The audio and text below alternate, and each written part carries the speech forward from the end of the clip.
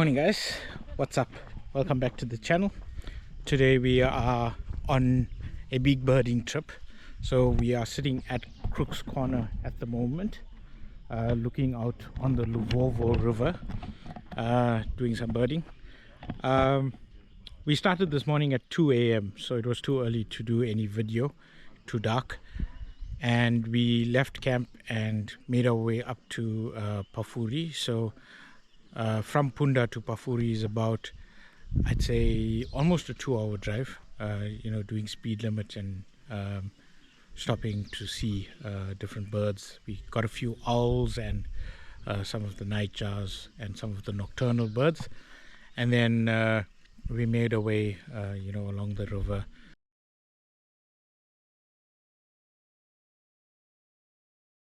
Since yesterday afternoon, I'm now at about 144 species for the trip, so we're doing quite well, I think, and we've got almost the whole day ahead. I think it's just going about 8 o'clock now, so we've got a whole day of birding ahead to add to the list. So far I think it's exceeded my expectations. Only thing is it's been quite just go, get into the truck and then drive and then stop for a little while, see a bird, get in again and then drive again. So we just had something to eat quickly, and we'll probably be on our way again. Quick 10-minute stop, and then I think we're gonna have a stop at the picnic spot in about an hour and a half's time. We can eat something more substantial there and then carry on birding for the rest of the day. I think I've added probably about 20 or 25 new species to my list already, so I'm sitting at about 430 now, but we'll reconcile the list as soon as we get home and we can check all of that out.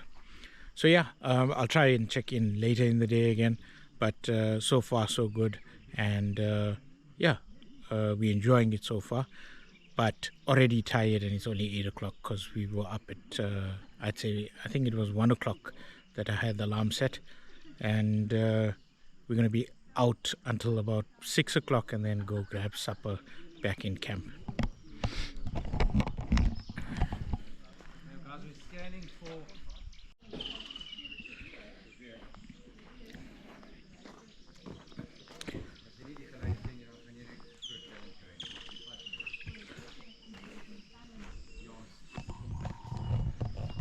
So guys, we came through to the Pafuri picnic spot, and we've just had lunch, or what is brunch, because we stopped for eating. We probably won't stop again during the day. So the list is growing steadily now. I think initially we got a whole lot of birds quite quickly, but now we're doing one species at a time. In the picnic spot, we've seen the black-throated wattle-eye, and we can hear the woodlands calling quite vigorously. They're teasing Prasheen, I think, because they like, come take a photo, and then they disappear. So this is a little bit of a longer break, and we can relax a little bit. We already tired, I must say, from the 2 o'clock wake up. And it gives us a chance to stretch our legs and maybe even get a few photos for a change, but we'll be off again soon, I'm sure. So let's see, anything else we see during the rest of the day is going to be almost a bonus to what has already been quite a magnificent morning. But I think in the last hour or so we did start flagging.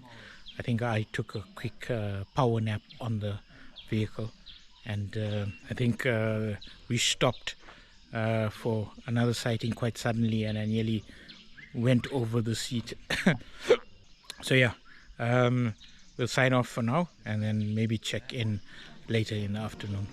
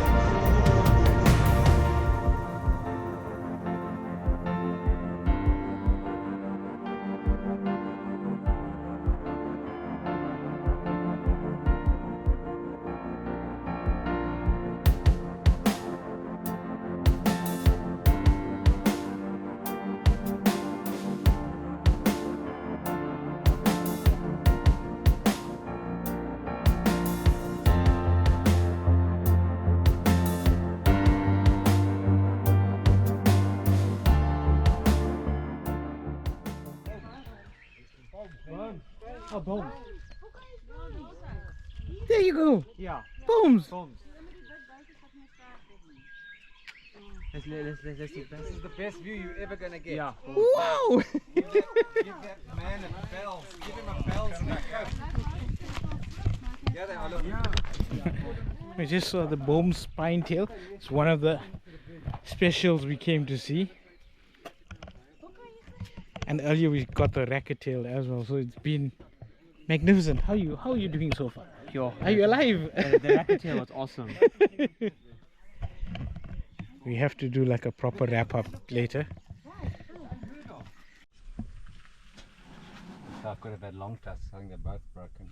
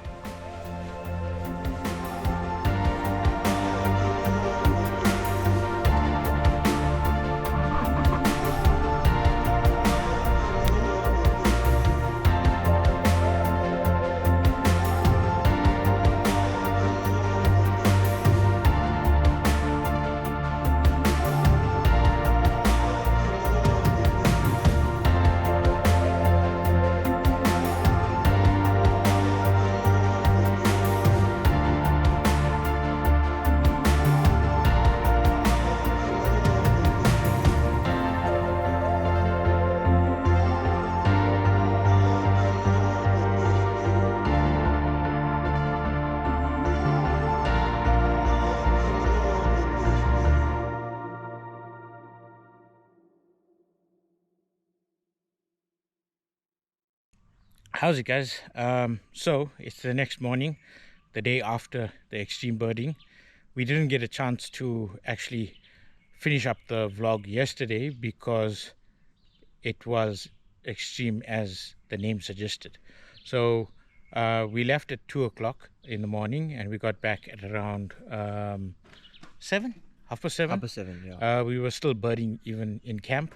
We went to see a freckled nightjar. Yeah. And the guide said 2 minutes after we left, they found the freckled nightjar. So the experience lived up to its name.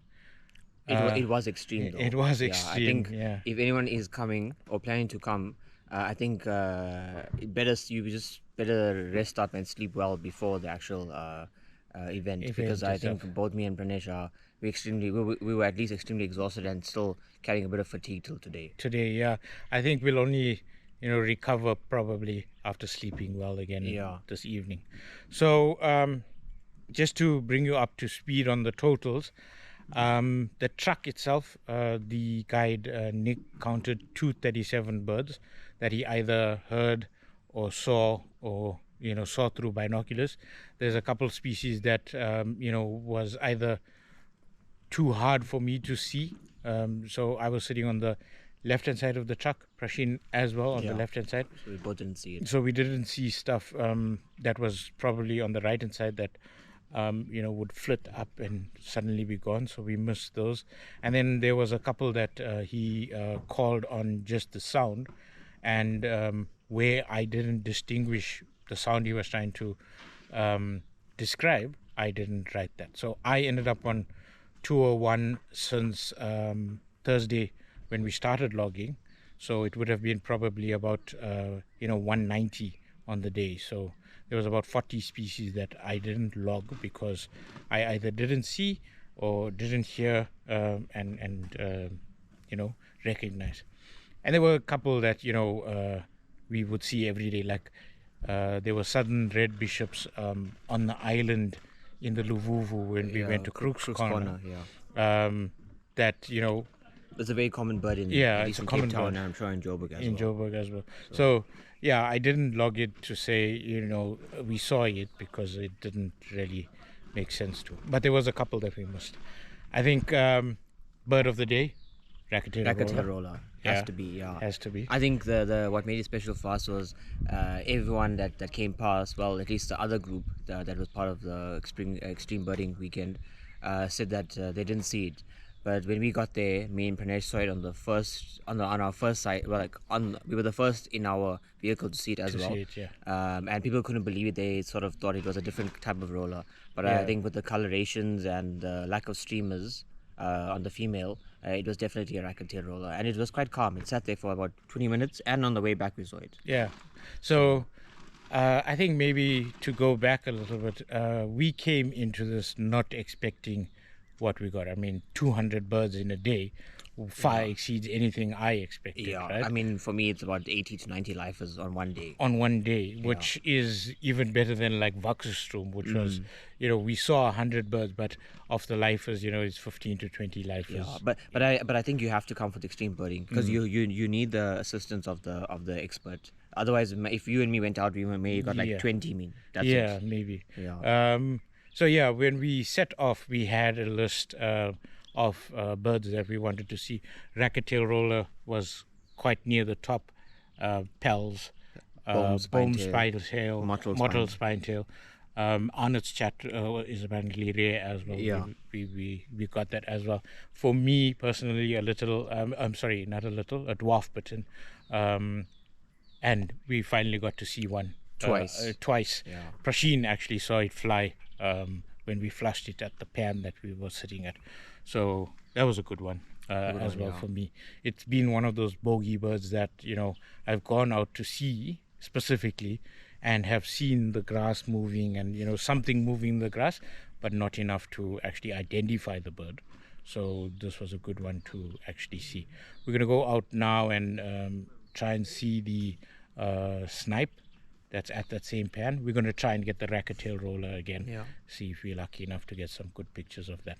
I think one of the most spectacular sightings in terms of, you know, how it looked was the pallid harrier flying across the grassland, the last habitat we went to in the late afternoon. I think also, I mean, in terms of look-wise, also the Eurasian golden oriole was quite good as well. It was in good light. You could see the markings and stuff, so that was good as well. Yeah, that was really good as well. But otherwise, I think just to wrap up, a brilliant experience.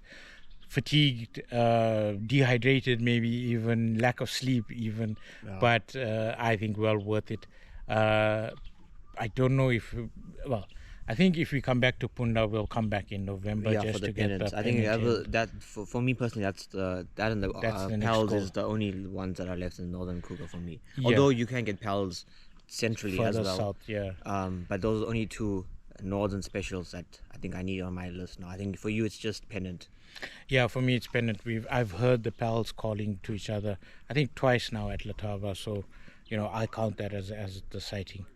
So with Prasheen's new birds, I think he's almost caught up with me now. Yeah, I he's think- well over 450. I mean, well maybe over already. 450. Yeah, 450, 460. I think Yeah. you're around 480, 490 now. Yeah, So maybe you can cross the 500 mark in the next couple of days.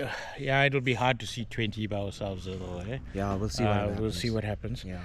I'll need to go home and look at all the numbers, and you know, I've lashed all the birds, so I'll have to go home and just do a back recon.